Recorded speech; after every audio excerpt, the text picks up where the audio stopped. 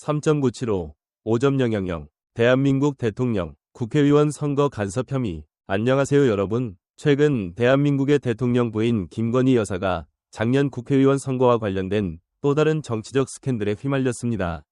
명태씨 측 소식통에 따르면 검찰은 김씨와 명씨의 대화 내용을 공개한 것으로 전해졌다.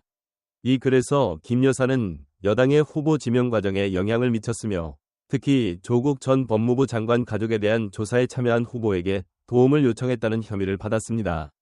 명태씨 측은 변호인을 통해 지난해 2월 중순경 김 여사가 메신저 앱 텔레그램을 통해 명씨에게 연락했다고 밝혔다. 대화 내용은 경남 창원 지역 선거에서 김상민 후보에 대한 지지 의사를 중심으로 이뤄진 것으로 전해졌다.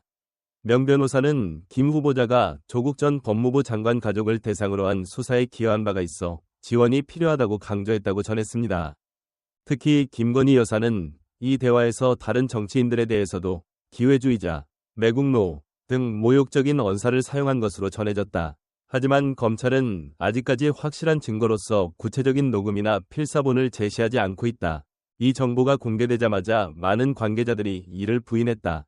대화 속에 이름이 나온 박관수 씨는 김 여사와 접촉한 적이 없다고 주장했다. 윤한웅 의원 역시 그녀와의 어떠한 논의도 전면 부인했다. 현재까지 대한민국 대통령실은 이 사건에 대한 공식 입장을 밝히지 않고 있다. 한국 대통령 이례적 체포영장 연루 혐의. 윤석열 대통령의 정권과 관련된 또 다른 사건은 MBC의 조사 결과에 따르면 지난해 12월 3일 밤 윤 대통령이 전직 국정원 CIA 국장과 2차례나 전화통화를 했다는 것이다.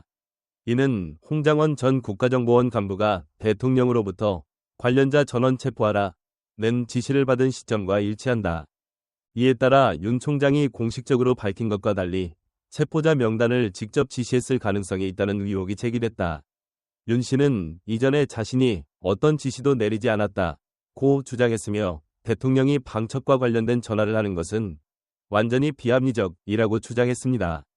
최근 국가인권위원회는 사법당국에 윤석열 총장의 변호인권과 비구속 조사권을 보장하라고 요구하는 결정을 내렸습니다. 이번 결정은 여러 여당 정치인들이 체포되면서 사법제도의 공정성에 대한 우려가 제기된 가운데 내려졌습니다. 이러한 결정은 윤 총장의 지지자들로부터 즉각적으로 강력한 반대에 부딪혔다. 시위대 일부가 인권위원회 본부에 모여 항의하고 이의 제기서 수집을 방해했습니다.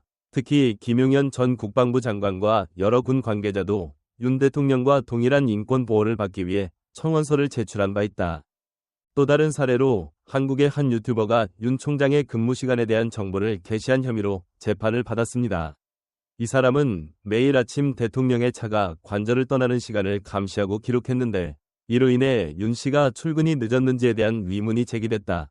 경찰은 운전 중 휴대전화를 사용하여 도로교통법을 위반한 혐의로 유튜버를 체포했습니다. 8개월간의 재판 끝에 법원은 마침내 그에게 무죄를 선고했으며 그의 휴대전화 사용이 교통안전에 위험을 초래하지 않았다고 말했다.